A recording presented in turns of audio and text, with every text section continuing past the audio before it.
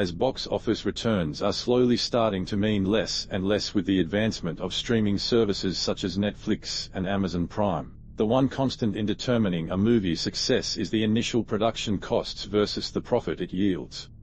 Filmmakers and stars will obviously be hoping for a smash hit, but what about the projects that don't even break even? Here's the list of the costliest films that did not even manage to return a single dollar, ranked by their overall budget costs.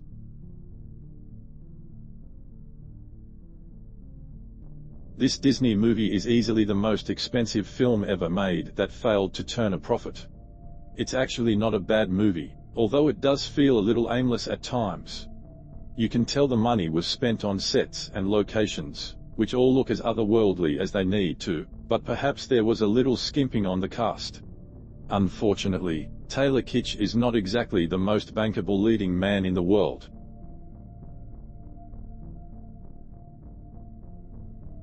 Unlike our entry above, Johnny Depp was one of the biggest stars on the planet when this remake of a beloved classic hit the screens.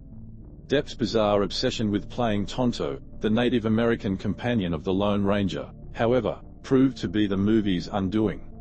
The decision to cast Depp in this role did not go down too well with viewers, and co-star Armie Hammer had yet to win over critics, as the Lone Ranger came long before the release of Oscar favorite Call Me By Your Name.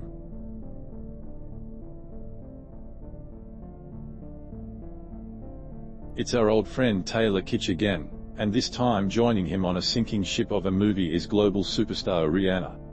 Having 2 films in the top 3 on this list must be pretty painful, but not as painful as the experience of those unfortunate souls who had to sit through this turgid board game adaptation.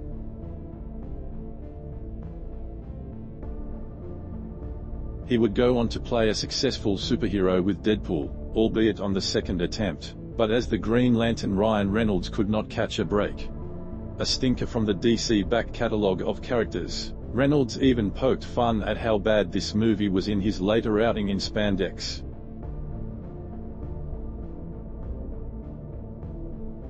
Tom Cruise's biggest flop is a worry.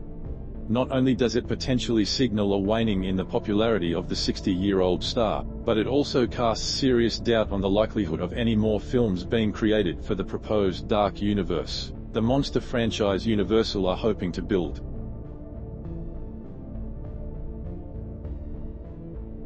Beset by production issues and delayed by several years from its original release slot, this Bryan Singer film was set to be the next Lord of the Rings but missed the Hobbit mania by almost a decade.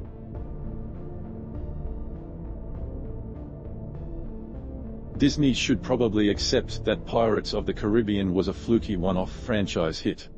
Their subsequent attempts to turn their theme park attractions into movie dollars have failed miserably, but none more spectacularly than Tomorrowland.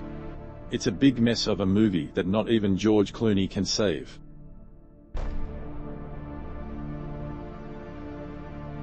You might not have heard of the film even if you have heard of the origin story. The roaming Ronin are as helpless as the film's stars and crew. No one knows what is going on, and the final result is an overblown disaster.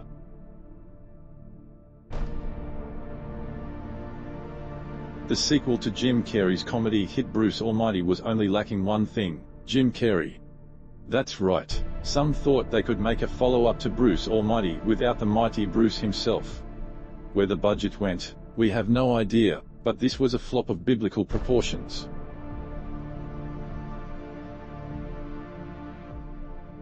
More proof, if it were needed, that Disney does not always get it right.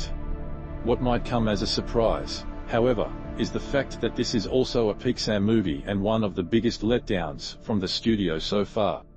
The plot is far too simplistic and it feels aimed at the youngest audience members. The universal appeal of other Pixar classics is lacking here.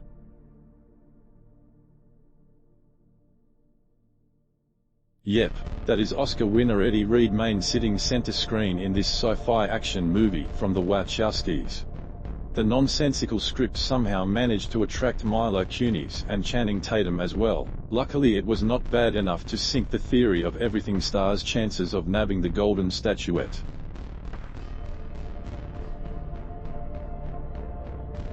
We've marveled at this film for quite some time now, How did it get made? Who thought it was a good idea? Why on earth would you imagine David Beckham can act? So many questions.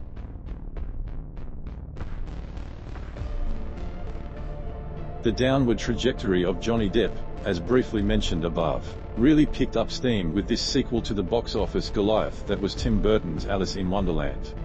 Depp was now just a little bit too convincing as the creepy and absent-minded Mad Hatter to make for comfortable viewing. There are times when this just feels sad.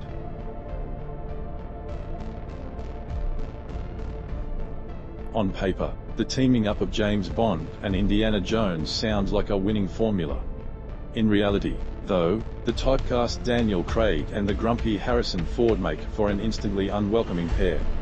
We can imagine the need to recreate authentic period sets and then blow them up with advanced alien technology probably saw most of the budget frittered away.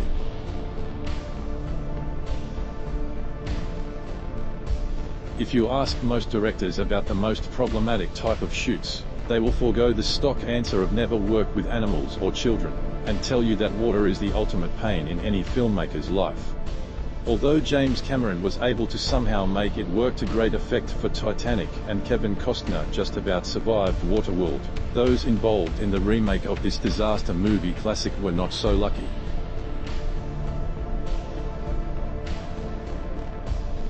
There was a time when Matthew McConaughey was seen as something of a joke.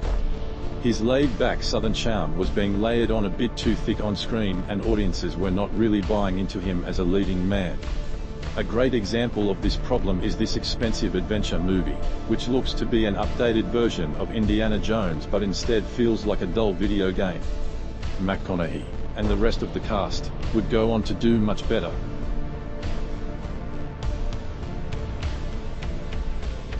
How do you make a film about one of the most successful military campaigners of all time? Well, in the case of this Oliver Stone wannabe epic, badly. Everything feels off about this movie, from the decision to put Colin Farrell in a blonde wig to the use of Angelina Jolie in an underwritten role when she was at her best.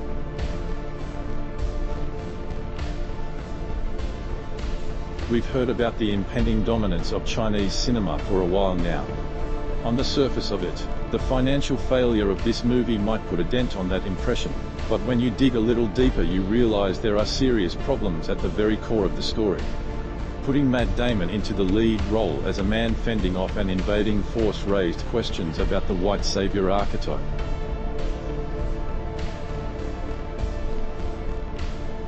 An Oscar-nominated flop, now there's a thing.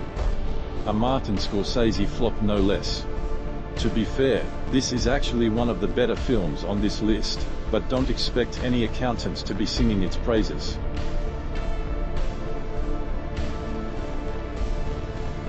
Now here's a really bad film from a studio who should know better. Worse still, this is an animation by Disney, and it somehow manages to feel like it would not be good enough to get a C at an art college. The graphics are atrocious, sparse and lacking any life or detail. Avoid it.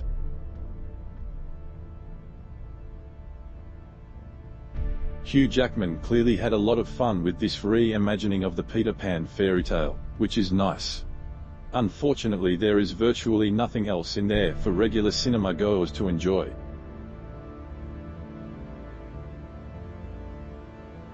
You do wonder why people still think the Dark Universe by Universal is worth pursuing.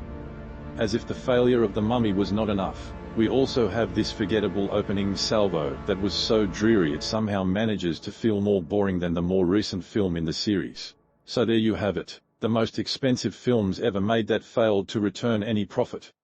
There is, of course, another list to be made about the films that actually lost the most money, but that's for another time.